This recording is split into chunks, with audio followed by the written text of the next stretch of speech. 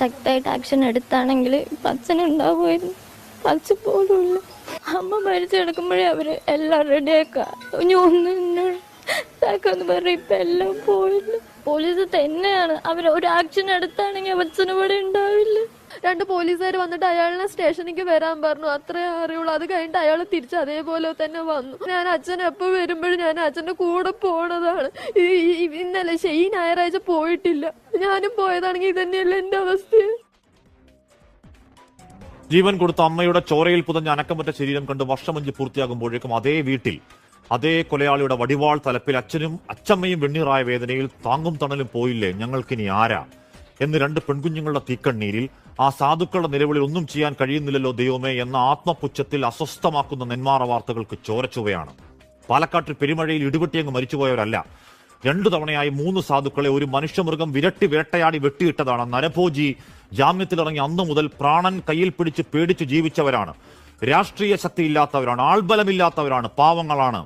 അങ്ങേയറ്റം വാവിട്ട് കരഞ്ഞു കണ്ണീര് പറ്റിയ പെൺകുട്ടികളുടെ കാഴ്ചയിൽ നമ്മുടെയൊക്കെ പെങ്ങന്മാരുടെ പെൺകുഞ്ഞുങ്ങളുടെ മുഖം ഓർമ്മ വരുന്നില്ലേ? അഖില പറയാനാണ്, അയൽവക്കത്ത് ആ കൊലയാളി വന്നത് മുതൽ അമ്മയുടെ ചോര വീണ ആ വീട്ടിലേക്ക് അച്ഛൻ പോകുമ്പോഴൊക്കെ ഞാൻ കൂട്ടുപോകാറുണ്ട്.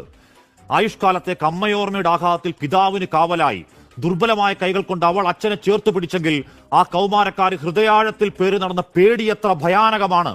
ആ മുടിഞ്ഞ വെറിയൻ കൊലയാളി കത്തിരാകുന്ന ഭീതിയിൽ അഖിൽ അച്ഛനെയും കൊണ്ട് പോലീസ് സ്റ്റേഷനിലേക്ക് ഓടിയതാണ്. ഏമാനെ പേടിയാണ്, ഞങ്ങളെ പാതി അനാഥമാക്കി ഒരുത്തൻ കട്ട്രോട്ട് കൊലയാളി വ്യവസ്ഥകൾ ലംഘിച്ച് അടുത്തു വന്ന് താമസമാണ്, വീട്ടിൽ കിടത്തുറങ്ങാൻ നിവൃത്തിയില്ല സാറേ, കാക്കണം. എന്നിട്ടും അഖിലയും അതുലയും അച്ഛനമ്മ നഷ്ടത്തിൽ അനാഥരായി പെരുവഴിയിൽ നിൽപ്പാണെങ്കിൽ ഉത്തരവാദി സംവിധാനങ്ങളെ സർക്കാരെ നിങ്ങളാണ്.